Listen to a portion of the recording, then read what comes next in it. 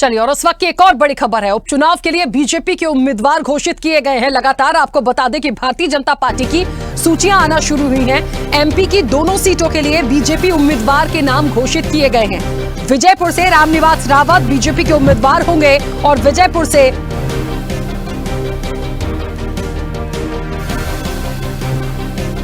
और बुधनी से रमाकांत भार्गव को टिकट दिया गया है।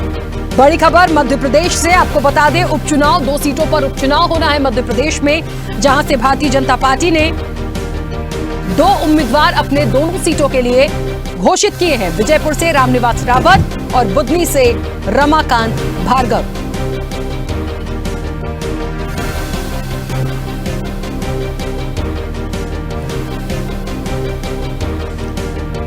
तो आज ऐसा लगता है कि कहीं ना कहीं भारतीय जनता पार्टी ने सूचियों की झड़ी लगाई है।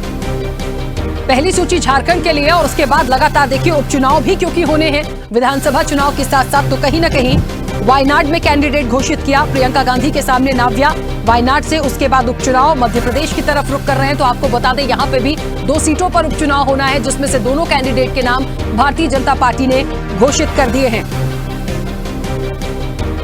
विजयपुर से रामनिवास रावत और बुधनी से रमाकांत भार्गव को भारतीय जनता पार्टी ने उम्मीदवार घोषित किया है।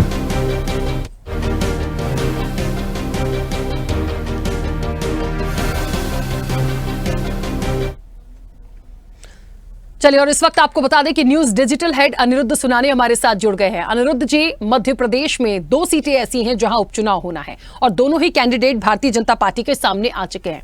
मुझे ऐसा लगता है जहां तक बुधनी में रमाकांत भार्गव और विजयपुर से रामनिवास रावत का नाम आया, दोनों ही कैंडिडेट मुझे लगता है अपरिचित नहीं कहा जा सकते। दोनों का अपना नेतृत्व है, अपना वर्चस्व है। तो ये जो कैंडिडेट हैं भारतीय जनता पार्टी के लिए कितनी बड़ी संजीवनी का काम करेंगे?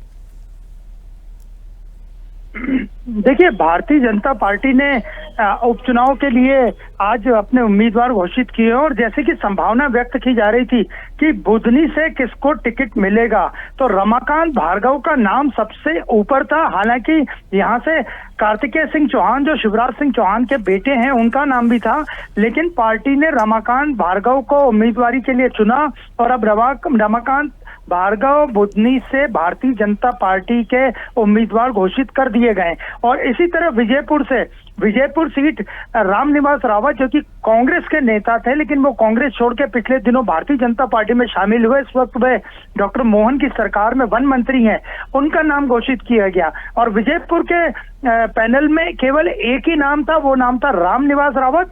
लेकिन बुधनी की सीट जो कि पारंपरिक रूप से भारतीय जनता पार्टी की सीट है और यहाँ पे लगभग 17-18 वर्षों से पूर्व मुख्यमंत्री और वर्तमान में केंद्रीय कृषि मंत्री शिवराज सिंह चौहान ही चुनाव लड़ते थे, तो ऐसी संभावना थी कि उनके बेटे को टिकट मिलेगा। लेकिन पार्टी ने परिवारवाद के कारण कार्तिकेय सिंह चौहान का टिकट काटा और रमाकांत भार्गव को वहां से उम्मीदवार बनाया। रमाकांत भार्गव ने लोकसभा सीट विदिशा की शिवराज सिंह चौहान के लिए छोड़ी थी, उसके एवज में उन्हें इनाम मिला और बुधनी से उन्हें विधानसभा का टिकट मिला। और जहां तक बात करें, इन दोनों ही सीटों पे भारतीय जनता पार्टी की स्थिति बुधनी और विजयपुर में काफी मजबूत है। हालांकि जीतू पटवारी लगातार बुधनी का भी दौरा कर चुके हैं और विजयपुर का भी दौरा कर चुके हैं, लेकिन कांग्रेस पार्टी ने अभी तक अपने उम्मीदवारों की घोषणा नहीं की है, जबकि नॉमिनेशन फाइल होना शुरू हो चुके हैं और आज नॉमिनेशन फाइल करने का दूसरा दिन था।